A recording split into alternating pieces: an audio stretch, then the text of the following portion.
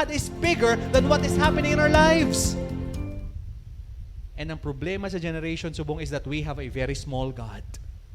We have a very small God. For if your God is not worthy, then you don't have to endure in faith. The problem of our generation of professing believers is we have a God that is too small. We have a God that is too small.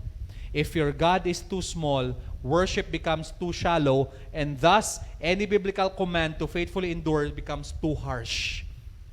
Ay, kalegalistic si mo. Nga kilala ko magdisiplina sa self ko. Ay, ka-harsh si mo nga mag-endure ko. Dapat pala ma-down gid ko. Why? Naggamay ng pananaw ta sa Ginoo. Naggamay ng pananaw ta sa Ginoo. Number 2, application. God's sure justice. Because God is just, take note of this, kita ni. God's sure justice draws the heart away from ungracious vengeance and bitterness. Ano ginanamin ko de? Ang mga nagsakit sa imo, ang mga nag-hurt sa imo even sa church, you put it in the perspective of a big God. Where is the place of bitterness now? Lord, kaysa lagi to yasang amuto nga pastor. Lord, sa lagi to yasang amuni nga church. Lord, sa lagi to sa ibang nga tao. Lord, I am so bitter within my heart. Lord, grabe ka. You see injustice over and over again, and what God is reminding us that He is worthy to open the scroll and break its chain. He will bring justice. He will bring justice. That is why Paul himself reminds us, beloved, never avenge yourselves.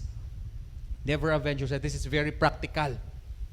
When people are attacking you because of what you worship and what you believe in, never avenge yourself, but leave it to the wrath of God. For it is written, vengeance is mine. Take note of this. Sino ang masakit magbalos? Ikaw o ko ng Ginoo? Kisa ginabutang ta sa kamuta. Why ko gahambal nga, yes, mas dala ang Ginoo magbalos, siya na lang. No.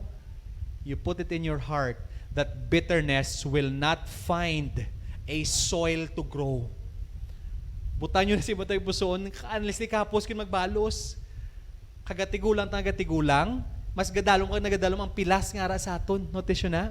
Sang bata ta, mag-inaway ta, pagka next day, pwede kita ka, bati na ta. Hibi-hibi ka mo, mag-high school ka mo, okay na, kay may open forum lang sa klase.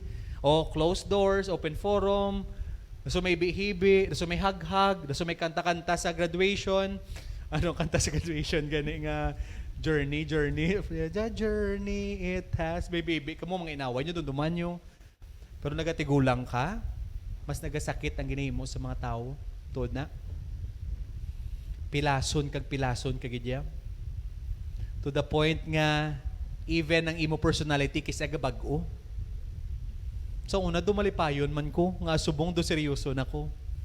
Pwede tagi na mabaso lang mga tao nga nagbago sa aton. But the Lord is reminding us because He is the one who will give justice.